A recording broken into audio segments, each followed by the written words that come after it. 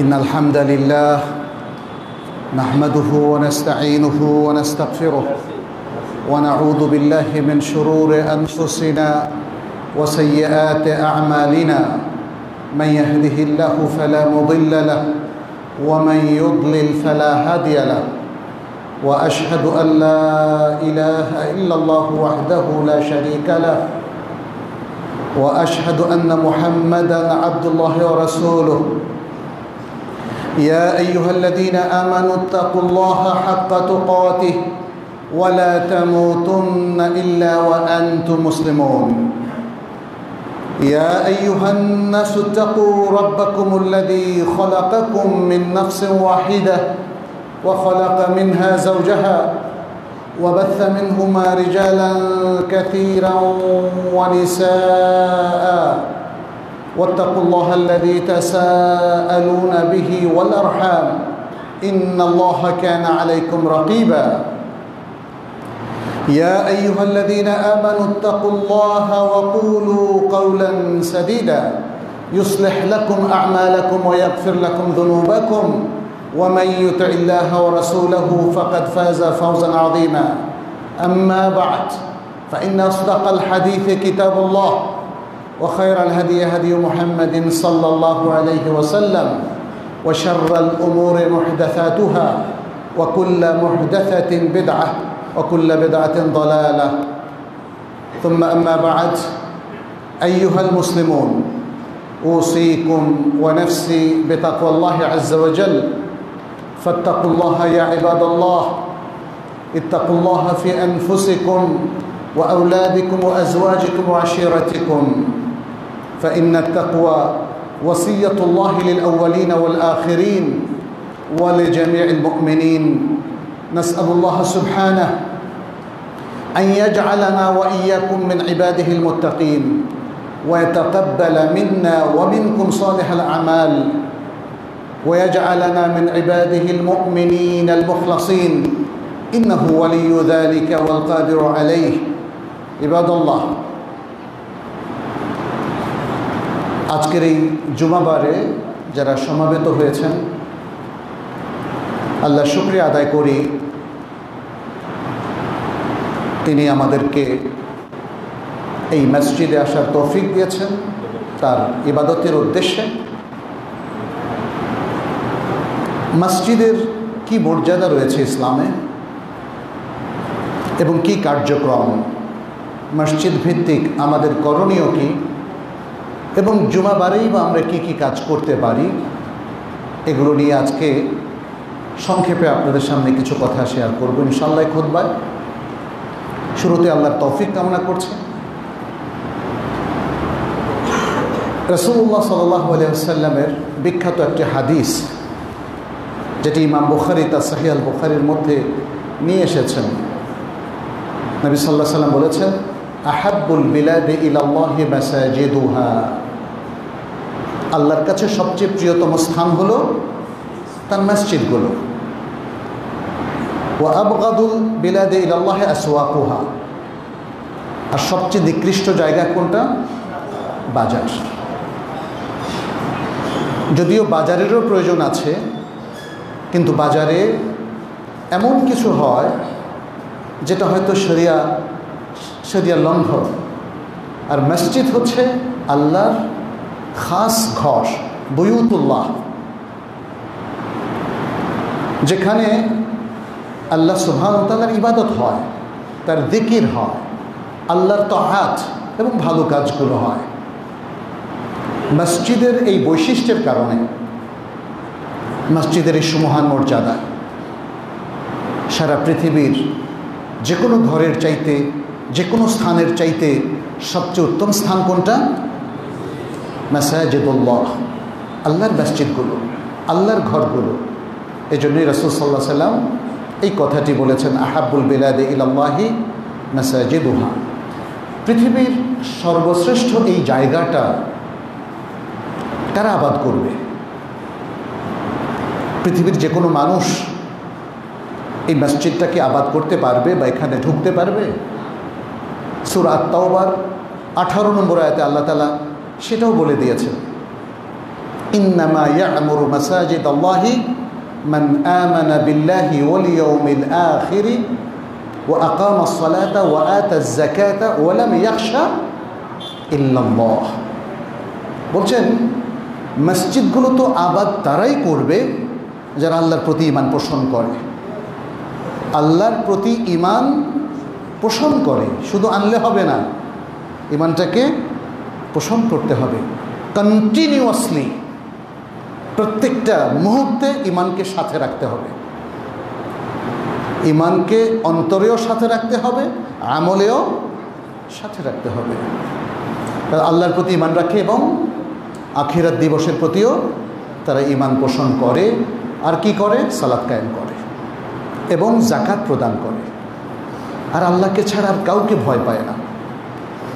এটাও বিশেষ একটা বৈশিষ্ট্য। যেই মোমেন আল্লাহকে ছাড়া আর কাউকে ভয়ও পায় না, পরোয়াও করে না, সে মসজিদ আবাদ করবে। কারণ মসজিদ মুসলিম সমাজের প্রাণ। এই মসজিদটা দুর্বল হলে মুসলিম সমাজ দুর্বল হয়ে যাবে। এই মসজিদের কার্যক্রম স্থগিত হয়ে গেলে মুসলিম সমাজটাও স্থগিত হয়ে যাবে, অকার্যকর হয়ে যাবে। এই মসজিদ সঠিকভাবে আবাদ না হলে এই সমাজে অধঃপতন শুরু হয়ে যাবে। সমাজে ভালো এবং কল্যাণকর কাজগুলো কমে যাবে এবং খারাপ কাজগুলো বেড়ে যাবে যদি মসজিদের আবাদ ঠিক মতো না হয়, অথবা যদি মসজিদকে এই ভালো লোকেরা আবাদ না করে। তাহলে এখানে আপনারা লক্ষ্য করছেন যে অনেকগুলো সমস্যা দেখা দিতে পারে। এক, মসজিদ যারা আবাদ করছে তারা ভালো মানুষ নয়। দুই, ভালো মানুষরা মসজিদ আবাদ করতে পারছে না। এটা একটা বাংলাদেশের বড় সমস্যা। মসজিদ আবাদ করার সর্বপ্রথম কর্তৃপক্ষ হচ্ছে মসজিদ কমিটি, তাই না? আমাদের বাংলাদেশে যদিও নবী সাল্লাল্লাহু আলাইহি ওয়াসাল্লামের কোনো মসজিদ কমিটি ছিল না। মসজিদ কমিটি রাখাটা নিষিদ্ধ নয়, কিন্তু এই কমিটিতে কারা কাজ করছে এটা দেখার বিষয়। তিনি কি ইসলামটাকে লালন করেন, ঈমানটাকে পোষণ করেন? তার কি ঈমানটা পরিপূর্ণভাবে বজায় আছে? তিনি কি সালাত কায়েম করেন, সালাত রেগুলার পড়েন? কারণ সালাত তো তাকে সকল মুনকারাত এবং ফাহিশা থেকে রক্ষা করে। তাহলে এই মসজিদ যিনি আবাদ করছেন তাকে কি তার সালাত এই সকল মুনকারাত, অন্যায়, সামাজিক অন্যায় কিংবা মানবিক অন্যায় কিংবা যে কোনো পাপ, এগুলো থেকে রক্ষা করছে তার সালাত? যদি রক্ষা না করে তাহলে তিনি মসজিদ আবাদ করার কর্তৃপক্ষ হতে পারেন না। আর যদি হন তাহলে মসজিদগুলো কিন্তু অন্যদিকে চলে যাবে। সুতরাং এই আয়াতটা আমাদের জন্য খুব গুরুত্বপূর্ণ। যারা মসজিদ বানাচ্ছেন, আজকাল অনেকেই ফ্যাশনেবল মসজিদ বানাচ্ছে বা মসজিদ বানিয়ে দুনিয়া অর্জন উদ্দেশ্য, এটাও কিন্তু সমস্যা। রাসূল সাল্লাল্লাহু আলাইহি সাল্লামের বিখ্যাত একাধিক হাদিস আছে যেখানে তিনি স্পষ্ট বলে দিয়েছেন মসজিদ বানাতে হবে আল্লাহর জন্যে। কার জন্যে? আল্লাহর জন্যে। সহিহ বুখারীর হাদিস তো আছেই, এছাড়া অন্য অন্য গ্রন্থেও স্পষ্ট করে রাসূল সাল্লাল্লাহু আলাইহি সাল্লাম এর হাদিসটা বিধৃত হয়েছে। তিনি বলেছেন কি, মান বানা লিল্লাহি বাইতান, দেখেন, মান বানা লিল্লাহি বাইতান বানাল্লাহু লাহু বাইতান ফিল জান্নাহ। আল্লাহর জন্য যে মসজিদ বানায়, কোনো ঘর বানায়, ঘরটাই তো মসজিদ, তাহলে আল্লাহ তার জন্য জান্নাতে প্রাসাদ বানাবেন। কোনো কোনো বর্ণনা এসছে ওয়ালাউ বেমেফহাস কাতাত, যদিও সেটা উইয়ের ঢিবির মতো হয়, উইয়ের ঢিবি বেশি বড় হয় না, অর্থাৎ ছোট্ট একটা মসজিদ বানায়। কেউ কেউ তর্জমা করেছেন কবুতরের বাসার মতো। ছোট্ট মসজিদও যদি বানান তবুও আল্লাহ তাআলা সেই মসজিদের বিনিময়ে জান্নাতে একটা প্রাসাদ আপনার জন্য তৈরি করে দেবেন। সুবহানাল্লাহ। কিন্তু শর্ত একটাই, মসজিদ বানাবেন কার জন্যে? আল্লাহর জন্যে।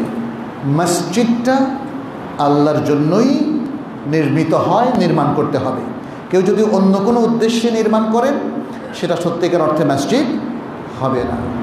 আল্লাহ সুবহানাহু ওয়া তাআলা তো স্পষ্ট করে বলেও দিয়েছেন, ওয়া আন্নাল মাসাজিদা লিল্লাহি ফালা তাদউ মা'আল্লাহি আহাদা।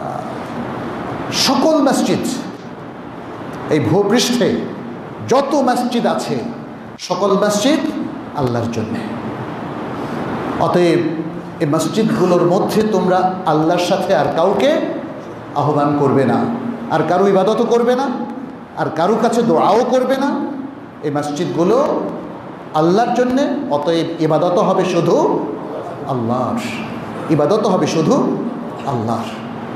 অতএব মসজিদ হচ্ছে সেই প্রতিষ্ঠান যেখান থেকে আল্লাহর জন্য সকল কাজ করার অনুপ্রেরণা তৈরি হবে।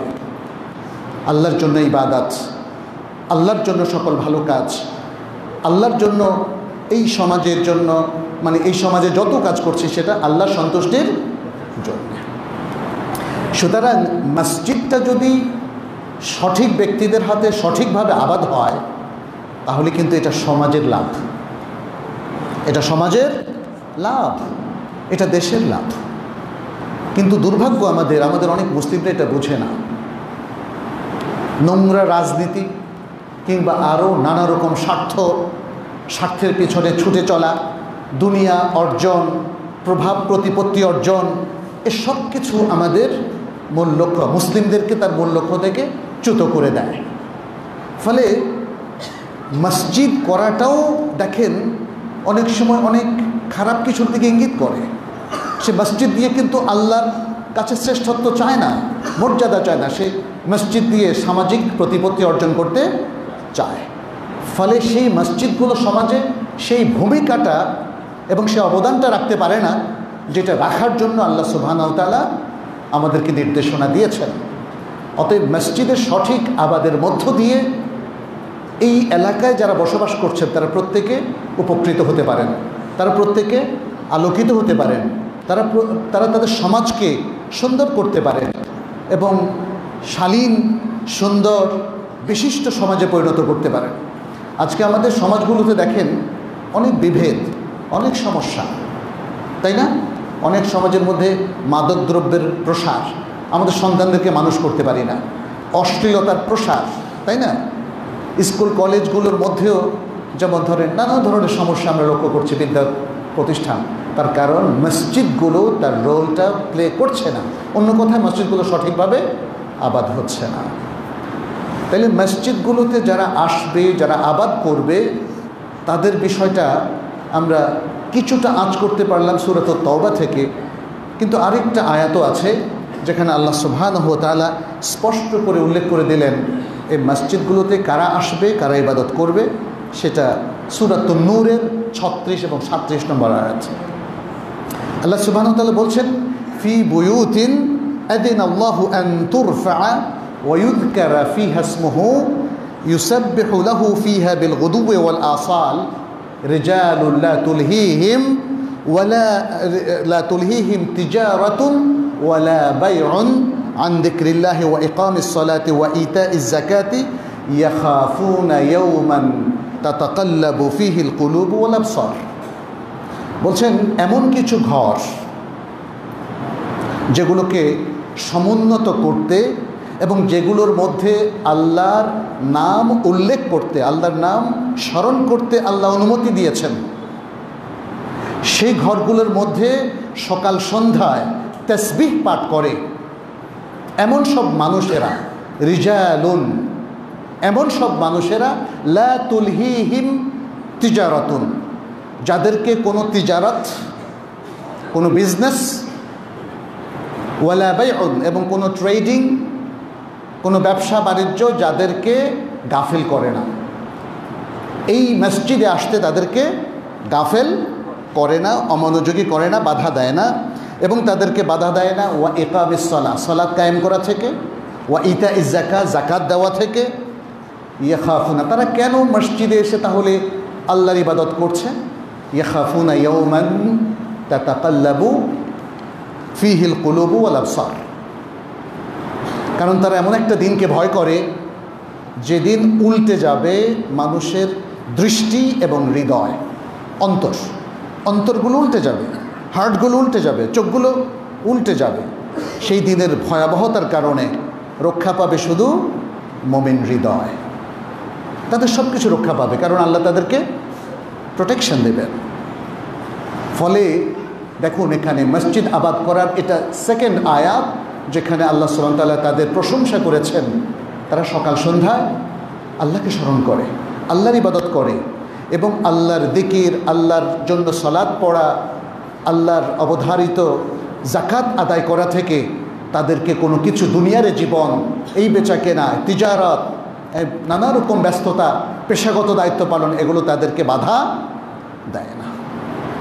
আজকে আমাদেরকে একটু মেলাতে হবে, আল্লাহ যাদের কথা উল্লেখ করেছেন আমরা কি তাদের মতো হতে পেরেছি কি না, হওয়ার ইচ্ছা আছে কি না।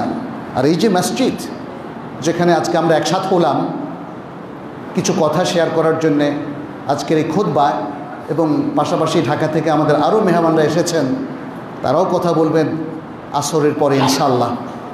এর মধ্য দিয়ে এই এলাকায় যদি মসজিদ ভিত্তিক একটা জাগরণ তৈরি করা যায়, তাহলে সেটাই কিন্তু আল্লাহ চাচ্ছেন। এটাই মসজিদের সঠিক আবাদ। মসজিদের আবাদ নানাভাবে হয়ে থাকে। এক হচ্ছে মসজিদ বানানোর মাধ্যমে, সে আবাদটা অলরেডি আপনারা করে ফেলেছেন, আলহামদুলিল্লাহ আলহামদুলিল্লাহ, যেটা মান বানা লিল্লাহি মসজিদান, নবী সাল্লাল্লাহু আলাইহি ওয়াসাল্লাম বলেছেন। দ্বিতীয় আবাদটা হচ্ছে, এটাকে বলা হয় আল ইমারাহ আল মানউইয়াহ, আসল আবাদ। এই আসল আবাদটা হচ্ছে মসজিদ ভিত্তিক যদি আমরা ইমানের তারবিয়ত দিতে পারি, ইসলামের শিক্ষাটা প্রসারিত করতে পারি, নিজেরা ভালো মুসাল্লি হতে পারি, ভালো মানুষ হতে পারি, এবং আল্লাহ এবং তো রাসূল সাল্লাল্লাহু আলাইহি সাল্লাম ঠিক যেভাবে একজন মুসলিমকে গড়ে ওঠার তারবিয়ত দিয়েছেন, নির্দেশনা দিয়েছেন, সেভাবে যদি আমরা নিজেরা গড়ে উঠতে পারি, তাহলেই মসজিদের সত্যিকার আবাদ কিন্তু সম্ভব হবে। আর যদি আমরা নিজেদের আত্মগঠন করতে না পারি, ভুলভাবে যদি জীবন যাপন করি, অন্যায় অসত্যের সাথে যদি আমরা সম্পৃক্ত থাকি, এবং হালাল হারাম বেছে যদি আমরা না চলি, তাহলে মসজিদের আবাদ কিন্তু আমাদের হাতে সঠিকভাবে হবে না। মসজিদের অনেক গুরুত্বপূর্ণ কার্যকর ভূমিকা আছে। আমি সেগুলো নিয়ে ইনশাআল্লাহ সময় যতটুকু আছে চেষ্টা করব সেগুলো নিয়ে কথা বলার জন্য। মসজিদের অন্যতম একটা ভূমিকা হলো, মসজিদ ইবাদতের জায়গা হওয়ার পাশাপাশি এটা একটা মারকাজুল উলুম, ইলমের একটা মারকাজ। মসজিদে নববীর দিকে একটু তাকান। নবী সাল্লাল্লাহু আলাইহি ওয়াসাল্লাম মদিনায় এসে নিজ হাতে প্রথম যে মসজিদটা বানিয়েছিলেন সেটা হলো আল মসজিদ আন-নববী। সেখানেই তো তিনি শিক্ষাদান কর্মসূচির মধ্য দিয়ে, তারবিয়তের মধ্য দিয়ে সাহাবাদের জেনারেশনটা গড়ে তুলেছেন।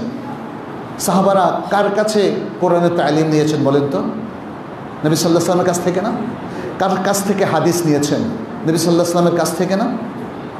এগুলো তো সবই মসজিদে নববী ভিত্তিক আমল ছিল। অতএব আজকের মসজিদগুলোকেও জ্ঞানের কেন্দ্রে পরিণত করতে হবে।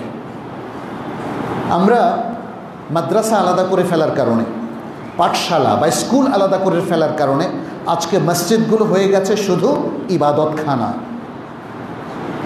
আমি এই জন্য বলেছিলাম, মসজিদের পরিচিতিতে ইবাদতখানা বলবেন না, এটা মসজিদ। এটা কমপ্লিট একটা টার্ম যেটা অনেক কিছু মিন করে। আর মসজিদকে যদি আপনি ইবাদতখানা বলেন, তাহলে শুধু 5 ওয়াক্ত সালাত ছাড়া এখানে আর কিছুই হবে না। খুবই দুর্ভাগ্যজনকভাবে আমরা লক্ষ্য করছি, আজকে আমাদের সমাজে অনেক মসজিদ সালাত হয়ে গেছে বন্ধ করে দেয়। মসজিদ ঠিক আছে, সমাজ পরিপূর্ণভাবে সেফ এবং নিরাপদ হওয়ার আগ পর্যন্ত মসজিদে কিছু নিরাপত্তার নিয়মকানুন থাকবে, কিন্তু সকাল ফজর থেকে আরম্ভ করে এশা পর্যন্ত মসজিদটা ওপেন থাকা উচিত। মসজিদের ইমাম, মসজিদের খাদে, মুয়াজ্জিন, মসজিদের কমিটির আরও অন্য ব্যক্তিরা মসজিদকে আবাদ রাখবেন। এটাকে বন্ধ কেন করবেন? এখানে এসে অনেকে কোরআন পড়বে, হাদিস পড়বে, মসজিদে লাইব্রেরি থাকবে, তাই না? মসজিদে একের পর এক আলোচনা চলতে থাকবে। আপনারা কি মসজিদে নববীতে গিয়েছেন না? অনেকেই তো হজ উমরার সময় গিয়েছেন। সেখানে দেখেন ফজরের পর থেকেই দার্স শুরু হয়ে যায়। দার্স, কেউ দিচ্ছেন দার্সুল কোরআন, কেউ দিচ্ছেন তালিমুল কোরআনের হালাকা, কেউ দিচ্ছেন দার্সুল হাদিস, কেউ দার্সুল ফিকহ, দার্স ফিল আকিদা, কেউ দার্স ফিল তারিখ, দার্স ফিল সিরা আন-নববিয়্যা। এইভাবে চলছে। সুবহানাল্লাহ। যদি 5 জন 10 জন করেও মুসল্লিদের মধ্যে এই দার্সগুলোতে থাকেন, এলাকায় 2 বছর 3 বছর পরে ইসলাম সম্পর্কে জানে না, এরকম লোক কি পাওয়া যাবে? পাওয়া যাওয়ার কথা না। সাহাবায়ে কেরাম যারা ইসলাম সম্পর্কে কিছুই জানতেন না, নবী সাল্লাল্লাহু আলাইহি ওয়াসাল্লামের দার্সে বসার পরে তারা এখন আমাদের কাছে রিসোর্স, তাই না? আমাদের মুসলিম উম্মার 1 নম্বর রিসোর্স কারা? সাহাবায়ে কেরাম। সাহাবায়ে কেরাম। পৃথিবীর সকল হাদিস তাদের কাছ থেকে আমরা শিখেছি। প্রত্যেকটা হাদিস দেখবেন যে নবী সাল্লাল্লাহু আলাইহি ওয়াসাল্লাম থেকে বর্ণনাকারী কে? সাহাবায়ে কেরাম। সুবহানাল্লাহ। আমরা এগুলো ভুলে গেছি আজকে, কারণ মসজিদের অবদানটা কমে গেছে। মসজিদ তার রোল প্লে করছে না। মসজিদ এলাকার নানা রাজনীতির সাথে সম্পৃক্ত হয়ে গেছে। সুতরাং আপনাদের প্রতি আমাদের আহ্বান থাকবে, মসজিদকে তার অতীত যে রোল প্লে করার জায়গা, সে জায়গা ফিরিয়ে নিয়ে আসুন। সালাত তো হবেই, মসজিদের প্রধান প্রোগ্রাম হচ্ছে সালাত। এতে তো কেউ দ্বিমত করছি না আমরা, তাই না? 5 ওয়াক্ত সালাত তো মসজিদে হতেই হবে। সালাতুল জুমআ যদি মসজিদ জামে হয় সেটিও হবে, কিন্তু মসজিদকে মারকাজুল উলুম বানাচ্ছে কিনা এটা দেখতে হবে। মারকাজুল উলুম যদি মসজিদ হয়, আপনি দেখবেন এখানে স্কলাররা, আলোকিত স্কলাররা আসতে শুরু করবেন। দার্স দিবেন তো ওলামায়ে কেরাম, তাই না? যার জ্ঞান নেই তিনি তো দার্স দিতে পারবেন না। যার কাছে কিছুই নাই তিনি কিছু কেমনে দেবেন? তাহলে যার কাছে কিছু আছে সেই লোকদেরকে এখানে আনতে হবে। তাহলে আপনাদের পুরো এলাকা, জনপদ আলোকিত হবে ইনশাআল্লাহ। মনে রাখবেন, আবারও বলছি বারবার, উম্মার 1 নম্বর প্রয়োজন, প্রায়োরিটি হচ্ছে ইলম, জ্ঞান। অতএব জ্ঞানের চর্চা ব্যতীত উম্মা তার ঋত গৌরব কোনোদিন উদ্ধার করতে পারবে না। জ্ঞানকে যারা ধারণ করেন তারা হলেন উলামা, আহলুল ইলম বালাহা, এবং তুল্লাবুল ইলম। 2টো শ্রেণী, আহলুল ইলম বা উলামা, আরেকটা হলো তুল্লাবুল ইলম। মূলত আমরা সবাই তুল্লাবুল ইলম। কোনো ব্যক্তি তার নিজেকে এতটা উপরে নেওয়া উচিত না যাতে তিনি বলবেন আমি আলেম হয়ে গেছি। প্রত্যেক ব্যক্তিরই উচিত এতটা বিনয়ী থাকা যে এখনও আমরা শিখছি। তো সুতরাং শেখা আর শেখানো, এই প্রক্রিয়াটা রাসূল সাল্লাল্লাহু আলাইহি ওয়াসাল্লাম শিখিয়েছেন, এবং কোরআন শেখা এবং শেখানোর প্রক্রিয়াটাকে তিনি ভালো মানুষের সাথে তিনি উল্লেখ করে দিয়েছেন। কি বলেছেন? খায়রুকুম মান তাআল্লামাল কোরআনা ওয়া আল্লামা। তোমাদের মধ্যে সেই সর্বোত্তম যে আগে কোরআন শেখে এবং তারপরে শেখায়। এই জিনিসটা আমরা সব ক্ষেত্রেই প্রয়োগ করতে পারি। হাদিসের ক্ষেত্রেও তাই। আগে হাদিস শিখবো তারপর শেখাবো, আগে ইলম শিখবো তারপর শেখাবো। তাহলে একটি জিনিস চিন্তা করুন, যদি মসজিদ ভিত্তিক ইলমটা চালু হয়ে যায় এবং এখানে অনেক আলেমরা আসা যাওয়া শুরু করেন, তাহলে আপনাদের এলাকাটা আলোকিত হবে না? অনেক আলোকিত হবে। এখানে আরেকটা কথা একটু মনে রাখবেন। আমি প্রথম কি বললাম? ইলম হচ্ছে সবচেয়ে বড় প্রায়োরিটি, এটা একটু মাথায় নেবেন ভালো করে। ইলম অর্জন করতেই হবে এবং জরুরি ইলম আপনার আমার সবারই জানা থাকতে হবে। হ্যাঁ, তাহলে এই জিনিসটা মাথায় রাখবেন। দ্বিতীয় হচ্ছে ইলম কাকে বলে? ইলম কাকে বলে? ভুল তথ্য কি ইলম হতে পারে? ভুল চর্চা কি ইলম হতে পারে? কিন্তু অনেক মানুষ সেটাকে ইলম মনে করে। আপনি যদি দেশের বিভিন্ন মাজারে যান, দেখবেন যে সেখানে একদল মানুষ সেজদা করছে। তাকে যদি জিজ্ঞেস করেন কেন করছো, সে কিন্তু বলবে এটাই আমার কাছে ইবাদত, আমি আমার আল্লাহকে খুশি করার জন্য কবরকে সেজদা করছি, বলবে না? কারণ নইলে তো জাস্টিফিকেশন হবে না। সে তো জেনে বুঝে এটা করছে, এবং করছে কারণ সে মনে করছে এতে আল্লাহ খুশি হবেন। আপনাদেরকে জিজ্ঞেস করি, আল্লাহ কি খুশি হবেন এতে? সেজদা কার জন্য করতে হবে? রুকু কার জন্য করতে হবে? আল্লাহর জন্যে। তাহলে এটা কি এলেম হলো বলেন? কিন্তু ওই বেচারার কাছে এটা এলেম। এভাবে সমাজে অনেক ভুল কাজ ছড়িয়ে ছিটিয়ে আছে, অনেক বেদাত চালু আছে। মানুষ সেটাকে মনে করছে এটা ঠিক, ফলে এটা তার কাছে এলেম, কিন্তু আসলে এটা ঠিক নয়। আরেকটা প্রশ্ন, আজকে কোনটা ঠিক আর কোনটা ঠিক নয় এটা কি বের করা কঠিন? হ্যাঁ, না, এটা কারো জন্যই কঠিন নয়। ডাক্তার যেমন এই রোগের আসল চিকিৎসা কী হবে এটা বের করা কঠিন না, একজন আর্কিটেক্ট যখন এই যে মসজিদটা বানালেন, এখানের কোথায় প্রথম প্ল্যানের মধ্যে ভুল হলো এটা বের করা তার জন্য কঠিন না। আজকে আমাদের মুসলিমদের জন্য এটা কঠিন নয় যে আমাদের সমাজে কি ভুল আছে আর কি ঠিক আছে। শুধু প্রয়োজন জ্ঞান চর্চা করা, গবেষণা করা এবং কোরআন হাদিস ঘেঁটে দেখা, ভালো ভালো তাফসির পড়া, হাদিসের গ্রন্থগুলো ওলামায়ে কেরামের বুঝ অনুযায়ী ভালো করে যাচাই বাছাই করা। তাহলে আপনি বুঝতে পারবেন সমাজে প্রচলিত সব কিছু সঠিক নয়। তাহলে আমাদেরকে এলেমটাকে আবিষ্কার করতে হবে, এলেমটাকে আবিষ্কার করতে হবে। আবিষ্কার কাকে বলে জানেন? আবিষ্কার কিন্তু নতুন সৃষ্টি না, এটাকে ইংরেজিতে বলে এক্সপ্লোরেশন, টু এক্সপ্লোর।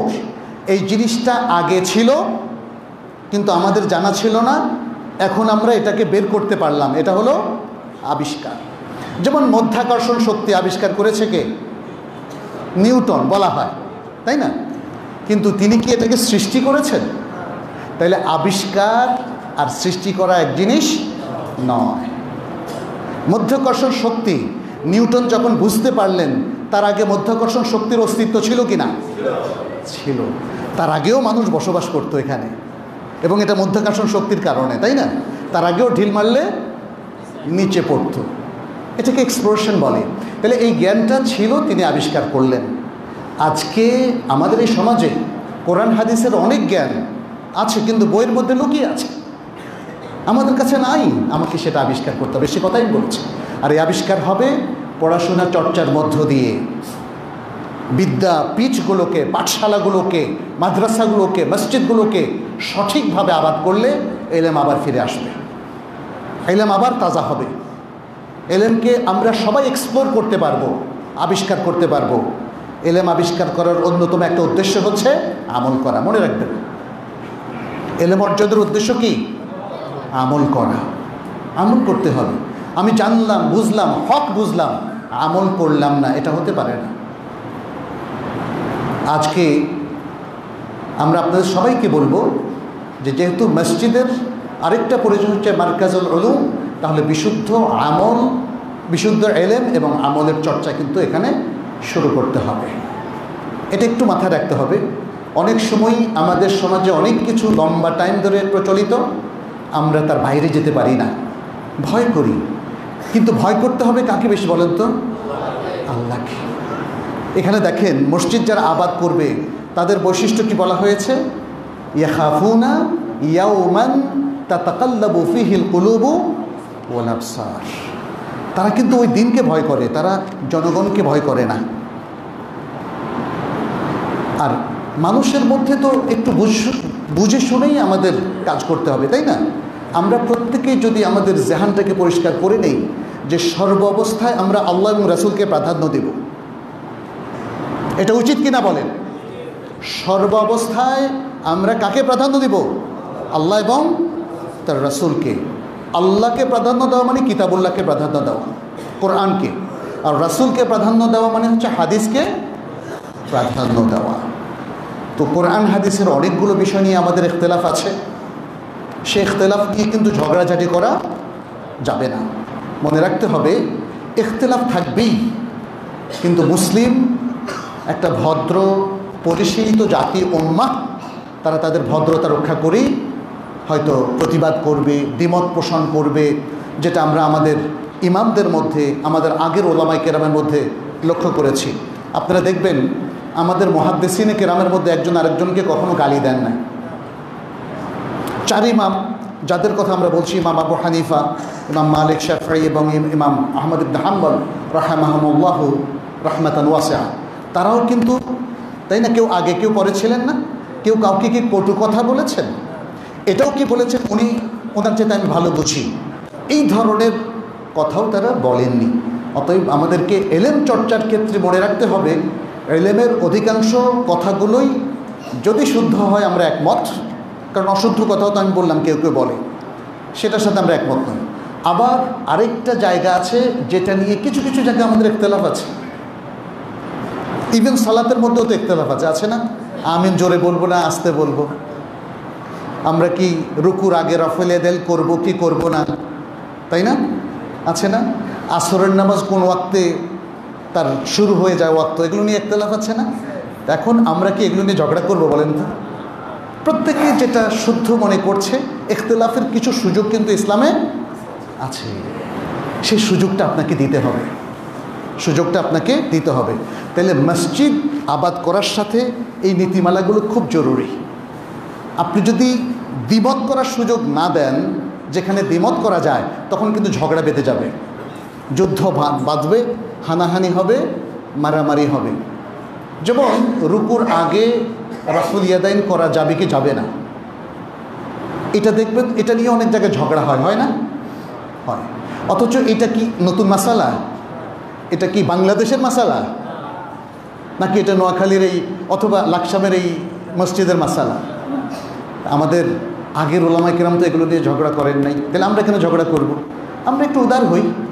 আমার দরকার হচ্ছে আমার সালাতটা আল্লাহর কাছে কবুল হয় কিনা, আমি যে মসজিদ করলাম এই মসজিদটা আল্লাহ কবুল করলেন কিনা, আমরা যে মসজিদ ভিত্তিক কার্যক্রম পরিচালনা করছি সেই কার্যক্রমগুলো আল্লাহ কবুল করছেন কিনা, এবং এই এলাকার মানুষ এই মসজিদকে কেন্দ্র করে সম্প্রীতির বন্ধনে আবদ্ধ হলো কিনা, পরস্পরের প্রতি ভালোবাসা বাড়লো কিনা, একে অন্যের কল্যাণ কাজে অগ্রসর হতে পারলাম কিনা, এটা না উচিত? মসজিদকে আল্লাহ তাআলা ঝগড়া করার জন্য দিয়েছেন? সালাতকে আল্লাহ তাআলা আমাদেরকে ঝগড়া এবং ইখতিলাফ করার জন্য দিয়েছেন? প্রিয় ভাইয়েরা, কখনো নয়। ইসলামের বৈশিষ্ট্য হচ্ছে, ইসলামের এই যে মহান কর্মসূচিগুলো, প্রোগ্রামগুলো, সেটা ইবাদতের হোক অথবা জনকল্যাণমূলক হোক অথবা সামাজিক কার্যক্রম হোক, এ সব কিছু আল্লাহ দিয়েছেন যাতে আমাদের সবার মধ্যে একটা সম্প্রীতির বন্ধন তৈরি হয়। আমরা একে অপরকে দ্বীনের এই কাজ করতে করতে একে অপরের প্রতি মাহাব্বা পোষণ করি, যেটাকে দ্বীনি মাহাব্বাত বলা হয়। দেখেন সূরাত আল ইমরানের মধ্যে আল্লাহ তাআলা কিন্তু সেদিকেই আমাদেরকে একটু দৃষ্টি আকর্ষণ করেছেন। কি বলেছেন? ওয়াদকুরু নি'মাতাল্লাহি আলাইকুম ইদ কুনতুম আ'দাআন ফাআল্লাফা বাইনা কুলুবিকুম ফাআসবাহতুম বিনি'মাতিহি ইখওয়ানা। স্মরণ করো তোমাদের উপর আমার নিয়ামত, আল্লাহর নিয়ামতকে তোমরা স্মরণ করো, যখন তোমরা ছিলে পরস্পর শত্রু, এরপর আল্লাহ তাআলা তোমাদের অন্তরে উলফাত মানে মাহাব্বাত, ভালোবাসা ঢেলে দিলেন, আর তোমরা হয়ে গেলে পরস্পর ভাই ভাই। কি চমৎকার কথা! আল্লাহ বলেছেন ইসলামের পুরো প্রোগ্রামটা হচ্ছে মানুষকে সম্প্রীতির বন্ধনে আবদ্ধ করার জন্য এবং মুসলিম উম্মাহকে এক দেহ এক প্রাণ করার জন্যে। আমাদের মসজিদগুলোকে সেই রোলটা প্লে করছে? আপনি কি সেই রোলটা প্লে করছেন? আমরা মুসলিমরা কি সেই ভূমিকা, আমরা কি সে অবদানটা রাখতে পারছি, সে ভূমিকাটা রাখতে পারছি? একটু ভাবার বিষয় আছে না? তাহলে আজকের যে ইসলামিক যত প্রোগ্রাম, এই প্রোগ্রাম হচ্ছে উম্মাকে এক করার প্রোগ্রাম, ওয়াহাদাতুল উম্মাহ, উম্মাকে ঐক্যবদ্ধ করার প্রোগ্রাম। সে ঐক্যবদ্ধ করার প্রোগ্রামটা মসজিদ থেকে সূচনা হতে পারে। এই জন্য আল্লাহ সুবহানাহু ওয়া তাআলা এর আগে বলেছেন ওয়াতাসিমু বিহাবলিল্লাহি জামিআন ওয়া লা তাফাররাকু, তোমরা আল্লাহর রজ্জুকে তথা কোরআন সুন্নাহকে শক্তভাবে আঁকড়ে ধরো এবং পরস্পর বিচ্ছিন্ন হইও না। তাহলে ঐক্যের প্রক্রিয়া হচ্ছে কোরআন সুন্নাহর বিশুদ্ধ এলেমের উপর থাকা, যেই এলেমগুলো ফিক্সড সেখানে ইখতিলাফ না করা, আর যেখানে ইজতিহাদ করার সুযোগ আছে সেখানে প্রত্যেকে ইজতিহাদ করার সুযোগ রাখা। তাহলে আপনি অনৈক্য এড়িয়ে যেতে পারবেন এবং কিছু কিছু ক্ষেত্রে মতভেদ থাকার পরেও আমরা একটা মসজিদ ভিত্তিক ঐক্যবদ্ধ সমাজ গড়ে তুলতে পারব।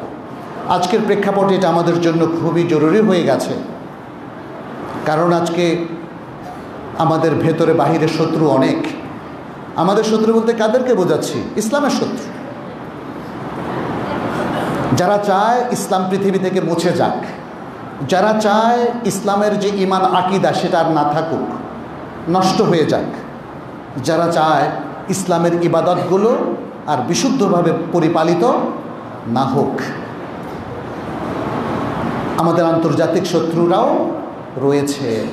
সুতরাং আজকের প্রেক্ষাপটে আমরা যদি আমাদের ইবাদতগুলোকে সহিশুদ্ধ করতে না পারি, বিশুদ্ধ জ্ঞানের আলোকে আলোকিত হতে না পারি এবং মসজিদগুলোকে অ্যাক্টিভ করতে না পারি, তাহলে আমাদের জন্য বড়ই দুর্ভোগময় ভবিষ্যৎ অপেক্ষা করছে। আমাদেরকে ফেস করতে হবে একটা কঠিন জীবন। মনে রাখবেন, যদি আমরা সতর্ক না হই, যদি এখনও একটা শুধু মাসআলা নিয়ে আমরা ইখতিলাফ করি, এখনও জুমার দিনের কিছু মাসালা নিয়ে ইখতিলাফ করি, সালাতের কিছু মাসালা নিয়ে ইখতিলাফ করি। সালাত গুরুত্বপূর্ণ ইবাদত, কিন্তু এখানে ইখতিলাফের সুযোগ আছে। ওযু গুরুত্বপূর্ণ ইবাদত, ওযুর মধ্যে ইখতিলাফ আছে। কিছু কিছু মাসালা আপনারা দেখবেন এক এক মাযহাবে এক এক নিয়ম। সিয়াম গুরুত্বপূর্ণ ইবাদত, কারণ এটা রুকন, এখানেও ইখতিলাফ আছে। কাফারা ইচ্ছাকৃতভাবে ভঙ্গ করলে কি হবে না হবে এগুলো নিয়ে এবং আরও অনেক মাসালা ইখতিলাফ আছে। হজ ইসলামের পঞ্চম রুকন, এখানেও ইখতিলাফ আছে। তো ইখতিলাফ যেহেতু আছে, ইখতিলাফকে আমরা ঝগড়ায় রূপান্তরিত না করি, আমরা একটু উদার হই আর নিজের বেলায় চেষ্টা করি সবচেয়ে যেটা শুদ্ধ, সবচেয়ে যেটা হক, সবচেয়ে সহি যে ইলম সেটাকে ফলো করতে। মসজিদের আরও অন্যান্য রোলের মধ্যে রয়েছে, মসজিদ সমাজ কল্যাণের একটা কেন্দ্র হতে পারে। আপনি মসজিদ ভিত্তিক বেশ কিছু কার্যক্রম নিতে পারেন। এখানে মাসে একবার যদি ফার্স্ট এইডের একটা চিকিৎসার ব্যবস্থা করেন, গ্রামের কত মানুষ দেখেন তার ওষুধ কেনার সামর্থ্য নাই। আমি ঢাকা শহরেও দেখি প্রচুর মানুষ, ঢাকা শহরের বিভিন্ন এবং দেশের বিভিন্ন জায়গা থেকে মানুষ আমাদের কাছে আবার সব রিকোয়েস্ট পাঠায়। অনেকগুলো রিকোয়েস্ট আমরা কিছু হসপিটালে দিয়ে দেই বা বিভিন্ন ফাউন্ডেশনে দিয়ে দেই, কিছু আমরা নিজেরাও চেষ্টা করি করার জন্য। তাহলে মসজিদ যদি আপনার জাস্ট মানুষের রোগের জন্য মাসে একদিন সকাল থেকে সন্ধ্যা পর্যন্ত একজন ডাক্তার হায়ার করে, কত টাকাই বা লাগবে? আপনারা সবাই মিলে পারবেন না? তাহলে আপনার এলাকার জনগণ কিন্তু একটা প্রাথমিক চিকিৎসা পেবে। দিনের পর দিন অনেক গরিব মানুষ একজন ডাক্তারের কাছে যাওয়ার মতো তার ক্ষমতা নাই, ঔষধ নাই। এখানে হতে পারে যেমন চোখের চিকিৎসারও একটা শিবির হতে পারে মসজিদ ভিত্তিক, আপনারা এগুলো করতে পারেন। মসজিদ ভিত্তিক জাকাত প্রোগ্রাম চালু করতে পারেন। আপনারা এই এলাকার যারা জাকাতদাতা আছেন, একটা জাকাতের ফান্ড 5 লাখ 10 লাখ 20 লাখ টাকার একটা জাকাতের ফান্ড করেন এবং দেখবেন যে কারো হয়তো একটু ঘর নষ্ট হয়ে গেছে, তাকে ঠিক করে দিলেন। কোনো এক লোক পঙ্গু অবস্থায় আছে, তার চিকিৎসার ব্যবস্থা করলেন। আরেকজন হয়তো 10,000 টাকা পেলে স্বাবলম্বী হতে পারে, তাকে দিলেন। হতে পারে না এগুলো? হতে পারে। জাকাত ছাড়াও আম সাদাকাও হতে পারে। মসজিদ ভিত্তিক এই এলাকার লোকদেরকে জাকাতুল ফিতর, যেটা আমরা রমজানের শেষে দিয়ে থাকি, ঈদের আগে আগে, তাই না, সেটা বন্টনের জন্য আপনারা ব্যবস্থা করতে পারেন। মসজিদ ভিত্তিক আপনারা নানা রকম ক্যাম্পেইন করতে পারেন। যেমন এলাকায় যদি মাদকের প্রসার দেখা দেয়, তাহলে মসজিদ ভিত্তিক একটা আপনারা যেমন তরুণদের ক্যাম্প করতে পারেন যে না তোমরা এটা করো না, কারণ মাদক সেবন করা কি হারাম না হালাল? হারাম। তাহলে এই জিনিসগুলো আসছে না কেন, তাই না? ফেসবুকের ব্যবহার, সোশ্যাল নেটওয়ার্কের ব্যবহার দেখেন আমাদের গ্রামে গঞ্জে এখন সবাই জানে কি না, কিন্তু এটাকে সঠিক ব্যবহারটা জানে? এরা এমন ব্যবহার করে যাতে পরিবার ভেঙে যাচ্ছে, বিভিন্ন পরিবারে প্রবলেম দেখা দিচ্ছে। তো সেগুলো আপনারা সেই কাজগুলো আপনারা করতে পারেন মসজিদ ভিত্তিক। তাহলে সামাজিকভাবে অ্যাওয়ারনেস বিল্ড আপ, চিকিৎসা, দারিদ্র বিমোচন, মাদক বিরোধী বিভিন্ন কার্যক্রম, মানুষকে আরও সচেতন করা, দিনদার বানানোর কার্যক্রম, নানা রকম কার্যক্রম কিন্তু মসজিদ ভিত্তিক হতে পারে। মসজিদকে লোকাল পলিটিক্সের বাইরে রাখবেন। যদিও বাংলাদেশের কালচার ভিন্ন হয়ে গেছে, কারণ বাংলাদেশের পলিটিক্সে এখন নানা ধরনের ক্ল্যাশ। এই জায়গাটা অন্তত বিতর্কের ঊর্ধ্বে রেখে এখানে দ্বীনি কাজগুলো, ইলমি একাডেমিক কাজগুলো, সামাজিক কাজগুলো, দেশের উন্নয়নের কাজগুলো এখান থেকে কিন্তু আপনারা করতে পারেন। মসজিদ মনে রাখবেন একটা মুসলিম সমাজের সবচেয়ে শক্তিশালী প্রতিষ্ঠান। যদি মুসলিম উম্মার মসজিদগুলো দুর্বল হয়ে যায় আর আপনি অন্য জায়গায় নিজেকে স্ট্রং করেন, তখন উম্মার যে নিড, যে চাহিদা, সে অনুযায়ী তার জায়গাটা কখনোই স্ট্রং হবে না। কারণ ইসলাম মসজিদকে বাদ দিলে আর কিছুই থাকে না। অতএব যারা তার ইসলামকে, তার রিলিজিয়নকে, তার দ্বীনি জিন্দেগিকে, তার দ্বীনদারিকে, তার আখলাককে স্ট্রং করতে চান, তাদেরকে মসজিদকে স্ট্রং করতে হবে। এটা গেল কিছু বিষয়। জুমাবারের কিছু ফজিলত সেটা আপনারা জানেন, এটা আমাদের অনেকেই জানেন না। আজকে তো অনেক সময় হয়ে গেছে, আমি হয়তো সেটা নিয়ে খুব বেশি আলোচনা করতে পারবো না। শুধু অল্প কয়েকটা তথ্য দেই। জুমাবারের ফজিলত এটা যদি সবাই জানতো আর বিশ্বাস করত, তাহলে খতিব আসার বহু আগেই মসজিদ কিন্তু ভরে যেত। পৃথিবী সবচেয়ে উত্তম দিন কোনটা? জুমাবার। আমার প্রশ্ন উত্তরে হয়তো এটাই আপনারা আঁচ করে বলছেন, কিন্তু হাদিসটা কি জানা আছে? সহিহ মুসলিমের হাদিস, নবী সাল্লাল্লাহু আলাইহি ওয়াসাল্লাম বলছেন, খায়রু ইয়াউমিন তালাআত আলাইহি শামসু ইয়াউমুল জুমআহ। যে দিনগুলোতে সূর্য ওঠে সেই দিনগুলোর মধ্যে সবচেয়ে উত্তম হলো ইয়াউমুল জুমআ, জুমাবার। আচ্ছা, পৃথিবীতে কি এমন দিন আছে যেখানে সূর্য ওঠে না? নাই, সব দিনই সূর্য ওঠে। অতএব ইভেন মেরু অঞ্চলেও সেখানে হয়তো লম্বা হতে পারে দিন, বাট সব জায়গায় সূর্য ওঠে এবং ডোবে। সুতরাং পৃথিবীর সব দিনের মধ্যে সবচেয়ে উত্তম দিন হলো জুমাবার। দ্বিতীয় হাদিসটা সেটি আবু দাউদ উল্লেখ করেছেন। নবী সাল্লাল্লাহু আলাইহি ওয়াসাল্লাম বলেছেন, ইন্না মিন আফদালি আইয়ামিকুম ইয়াউমুল জুমআহ। তোমাদের সপ্তাহের দিনগুলোর মধ্যে সবচেয়ে উত্তম দিন কি?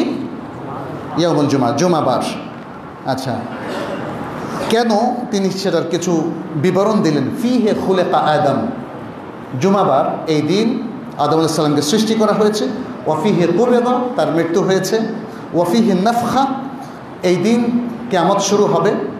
কিয়ামতের তো কয়েকটা স্তর আছে। একটা হলো নাফখা, প্রথম শিঙ্গা শুরু হওয়া, তারপরে হচ্ছে মানুষ বেহুশ হয়ে যাওয়া, তারপরে হলো পুনরুত্থান হওয়া। কারো মতে 2টা শিঙ্গা হবে, কারো মতে 3টা। তো এই সব কিছু হবে জুমাবারে। ফাকতিরু আলাইয়া মিনাস সালাতি ফি, অতএব ওই দিন অর্থাৎ জুমাবারে তোমরা আমার উপর বেশি বেশি দুরূদ পাঠ করো। ফা ইন্না সালাতাকুম মাউরুদাতুন আলাইয়া, কারণ তোমাদের দুরূদ আমার কাছে পেশ করা হয়। ক্বালু ইয়া রাসূলুল্লাহ ওয়া কাইফা তুরাদু সালাতুনা আলাইকা ওয়া কাদ আরিমতা আই বালিতা। আল্লাহ রাসূল, আপনার কাছে কিভাবে দুরূদ পেশ করা হয় অথচ আপনি তো মারা গিয়েছেন? মানে বলা হচ্ছে যে আপনি যখন মারা যাবেন তখন তো আর আপনি দুনিয়ায় নাই, তাহলে আপনার কাছে কিভাবে সালাত পেশ করা হয়? সালাত মানে দুরূদ। তখন বললেন, ইন্নাল্লাহ আযজা ওয়া জাল্লা হাররামা আলাল আরদি আজসাদাল আম্বিয়া। আল্লাহ তাআলা মাটির উপরে হারাম করে দিয়েছেন আম্বিয়াদের শরীর, তারা খেতে পারবে না, নষ্ট করতে পারবে না। আচ্ছা, আরেকটা হাদিসে আছে, এক জুমআ থেকে আরেক জুমআ যদি আপনি সালাত পড়েন তাহলে মাঝখানের পাপগুলো মিটে যায়।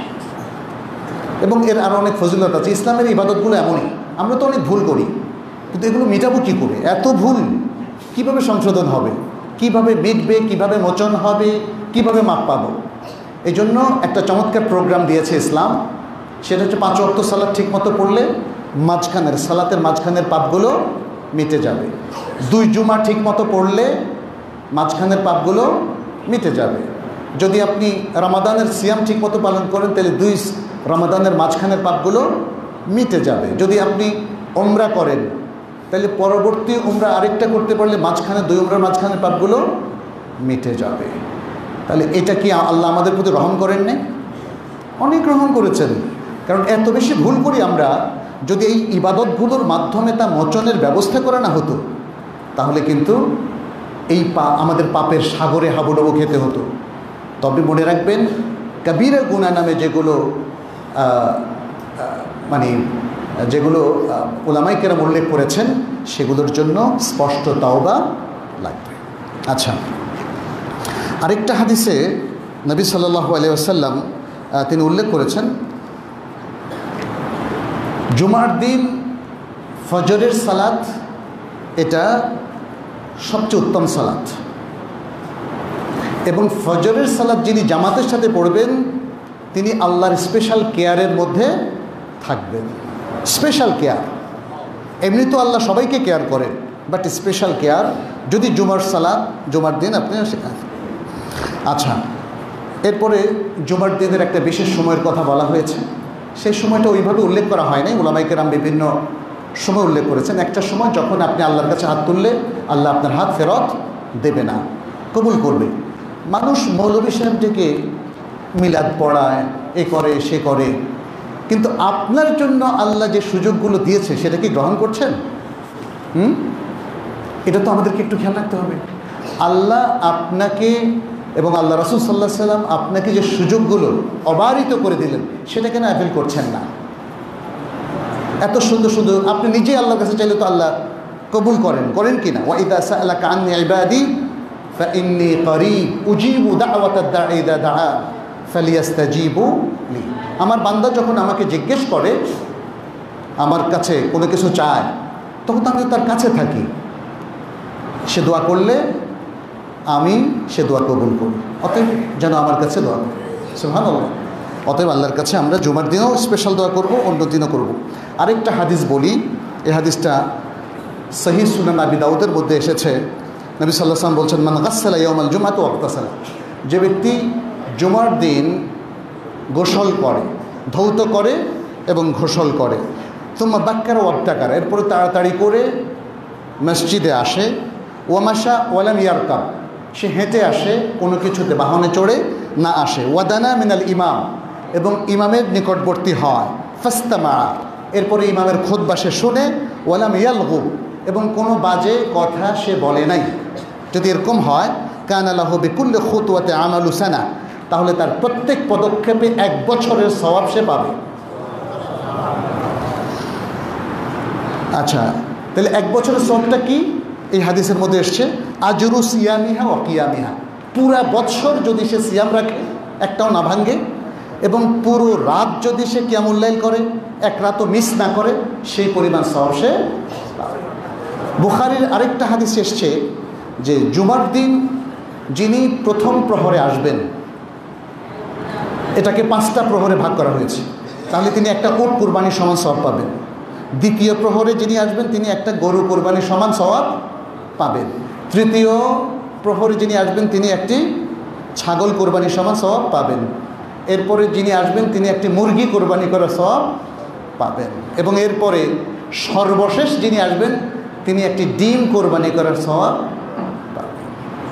তাহলে আপনি দেখেন কি পরিমাণ কমে যাচ্ছে সওয়াবটা। এটা বুখারীর হাদিস কিন্তু। এবং আরেকটা হাদিসে এভাবে উল্লেখ করা আছে, যদি ইমাম খুতবায় দাঁড়িয়ে যান, তাহলে যেই ফেরেশতা শুরুতে সিজিল রেজিস্টার খুলে বসেছিলেন, মুসল্লিদের নাম লিখতেন, তিনি ইমাম আসার পরে মিম্বরে দাঁড়ানোর পরে ওটা বন্ধ করে তিনি বসে যাবেন। তাহলে পরবর্তীতে যে মুসল্লিরা এসেছেন তারা কিন্তু ফেরেশতার রেজিস্টারে আর নাম লেখাতে পারবেন না। প্রিয় ভাইরা, তাহলে এই বিষয়গুলো আমরা একটু রিমাইন্ডার দিলাম আপনাদেরকে। আমি আশা করছি অন্যান্য খাতিবরাও আলোচনা করবেন ইনশাআল্লাহ। আর আরেকটা বিষয় নিয়ে আপনাদের আমি রিকোয়েস্ট করব। প্রথমত কিছু ফিকহি ইখতিলাফ আছে, এটা নিয়ে আমরা ঝগড়া না করি। প্রথম কথা, যারা যেই আমলই করতে চান, যদি তার পক্ষে হাদিস থাকে তাকে সে আমল করতে দেয়। এই উদারতা ছাড়া আজকে সমাজে কোনো সম্প্রীতি সৃষ্টি হবে না। আল্লাহ আমাকে আপনাকে এই দায়িত্ব দেন নাই জোর করে আমি সবাইকে আমার মাযহাবে নিয়ে আসবো, ঠিক না? তাহলে এই জায়গায় একটু উদার থাকি আমরা দেখি যে কিভাবে কি হয়। মক্কা মদিনা থেকে আরম্ভ করে কোথায় কিভাবে হচ্ছে, বিশিষ্ট ওলামায়ে কেরাম কোনগুলোকে গ্রহণ করছেন, কোনটাকে গ্রহণ করছেন না। আমরা অবশ্যই বড় বড় বেদাতগুলোর বিপক্ষে, ভুলগুলোর বিপক্ষে। জুমার খুতবার ব্যাপারে এখানে বাংলাদেশে আপনারা জানেন দুইভাবে খুতবা হচ্ছে। একটা হচ্ছে আগে একটু বয়ান হয় বাংলায়, এবং তারপরে খুব সংক্ষেপে 5 মিনিট করে আরবিতে দুটো খুতবা দেওয়া হয়। এবং এই খুতবাগুলো তারা সাধারণত বই দেখে পড়েন। 12 চান্দের খুতবা, এটা একটা আমল আছে। আর আরেকটা আমল হচ্ছে খুতবা দুটো হয়, আরবি বাংলা মিলিয়ে খুতবা দেওয়া হয়, যেমন আজকে আমরা যেটা দিচ্ছি। খুতবার ব্যাপারে আসলে ইসলামের ফয়সালাটা কি? ইসলামের ফয়সালাটা হচ্ছে খুতবা মানুষকে কিছু নির্দেশনা দেওয়ার জন্য খুতবার বিধান। খুতবা রুকু সেজদার মতো ওই ইবাদত না যেটা আরবিতে করতেই হবে। একটা মত আছে উলামায়ে কেরাম, আমরা সবার প্রতি শ্রদ্ধাশীল। উলামায়ে কেরামের একটা মত আছে কি, না খুতবা আরবিতে দিতেই হবে, বুঝুক আর নাই বুঝুক। কিন্তু দ্বিতীয় মতটা, এটা দেখেন সৌদি আরবের উচ্চ ওলামা পরিষদের ফাতাওয়া, সৌদি আরবের স্থায়ী ওলামা কমিটির ফাতাওয়া, শেখ সালেহ বিন উসাইমিনের ফাতাওয়া, শেখ বিন বাজের ফাতাওয়া, এছাড়াও মধ্যপ্রাচ্য কিংবা ইউরোপ আমেরিকার যে ইন্টারন্যাশনাল ফিকহ কাউন্সিল আছে তাদেরও ফাতাওয়া। তারা বলেছেন খুতবা মানুষ যাতে বুঝে এজন্য কিছু অংশ আরবি দিয়ে বাকি অংশ নিজ নিজ ভাষায় দিবে। ইংরেজি হলে ইংরেজিতে, উর্দু হলে উর্দুতে, বাংলা হলে বাংলায়, অথবা অন্য যে কোনো ভাষায়। এতে সালাতেরও কোনো ক্ষতি হবে না, খুতবারও কোনো ক্ষতি হবে না। যারা বলেছেন আরবিতে দিতে হবে, আমি সংক্ষেপ করার জন্য বলছি, এমনকি এটা হানাফি মাযহাবেরও অনেক ওলামায়ে কেরাম বলেছেন খুতবা অনারব ভাষায় দেওয়া যাবে। আমার কাছে সে দলিলগুলো আছে, কেউ যদি জানতে চান আমি সেটা দিতে পারবো। তাহলে খুতবা মিনিমাম 3-4 মিনিট আরবি দিলেই খুতবা হয়ে যাচ্ছে। আপনার ফিকহের কিতাবগুলো পড়ে দেখেন। আমি আজকে শুরুতে যে খুতবাটা দিলাম ওটা মিনিমাম 4-5 মিনিট হয়ে গেছে না, আরবিতে হয়ে গেছে। তাহলে বাকি অংশে আমরা বাংলায় বলতে কোনো বাধা নাই। দুটো খুতবাতেই কিছু অংশ বাংলায় বলা যায় আর কিছু অংশ আরবি বলা যায়। তো আপনি সারা বিশ্বের বিখ্যাত সব বড় বড় মসজিদগুলো দেখেন, ইউরোপ, আমেরিকা, কানাডা। এখানে আমাদের মোতাওয়াল্লি সাহেব হায়াত চৌধুরী, টরন্টো ইসলামিক সেন্টার, আমি ওনার ওখানেও একটা জুমা পড়িয়েছিলাম, এবং সম্ভবত সে কারণেই আজকে আম্মাজান মসজিদে আমাকে ইনভাইট করলেন প্রিয় হায়াত ভাই। আমি টরন্টোতে অনেক মসজিদে জুমা পড়িয়েছি, সেখানে মসজিদে ওমর আছে, অনেকগুলো আছে, এটা হায়াত ভাইও জানেন। আমেরিকাতেও প্রচুর মসজিদে আমি ইংরেজিতেও খুতবা দিয়েছি, বাংলাতেও খুতবা দিয়েছি। তো সেখানে কিন্তু আমরা দুটো খুতবার বেশি কোথাও দেইনি। প্রথমে আরবি, তারপরে বাংলা অথবা ইংরেজি, এরপরে আবার আরবি বলে শেষ। তারপর সেকেন্ড খুতবাতে ম্যাক্সিমাম আরবি আর কিছু দোয়া অথবা গুরুত্বপূর্ণ দু একটা কথা বাংলা। এটা যদি আপনারা চালু রাখতে পারেন এটা খুবই ভালো হয়। আমি ইম্পোজ করছি না, এটা আমার পরামর্শ। আর এখানে যে সমস্ত মুফতি ভাইরা আছেন আমি আশা করি একটু উদার হন, এতে কোনো সমস্যা নাই। আপনি যদি আপনার মসজিদে আপনার মতো দিতে চান সেটা আপনি তো স্বাধীন, আপনি দিতেই পারেন। কিন্তু এই যে দুটো খুতবার মধ্যে খুতবাকে সীমাবদ্ধ রাখা এবং মাঝখানে বাংলায় বলা, এটা কিন্তু শরিয়া বিরোধী নয়।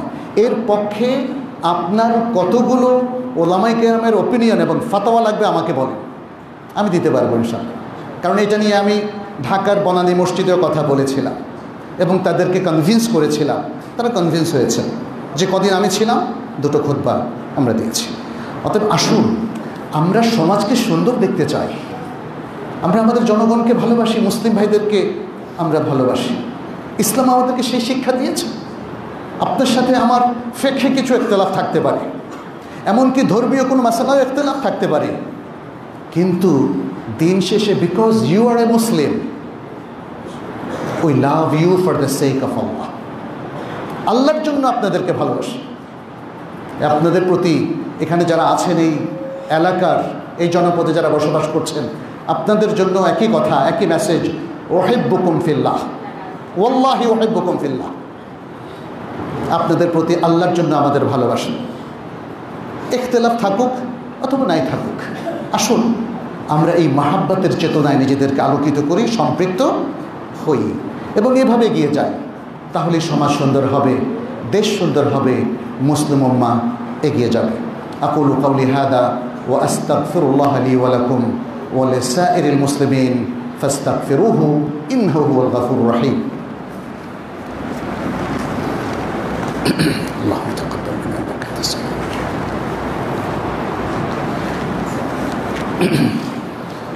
আলহামদুলিল্লাহি রাব্বিল আলামিন ওয়াল আকিবাতু লিল মুত্তাকিন وأصلي وأسلم على نبينا محمد وعلى آله وأصحابه الطيبين الطاهرين ومن تبعهم بإحسان إلى يوم الدين. أما بعد، أيها المسلمون، اتقوا الله واتبعوا سنة نبيكم وكونوا عباد الله الصادقين الصالحين المؤمنين المخلصين. نسأل الله سبحانه وتعالى أن يوفقنا وإياكم إنه ولي ذلك والقادر عليه. عباد الله، আপনাদের প্রতি খুব সংক্ষেপে একটাই আবার নাসিহা করছি। আসুন আমরা সত্যিকার ইমানদার হওয়ার চেষ্টা করি, ইমানকে পরিপূর্ণ করি। ইমানের কোথাও ত্রুটি আছে কিনা সেটা দেখে সেই ত্রুটিটা দূর করি, কারণ পূর্ণ ইমান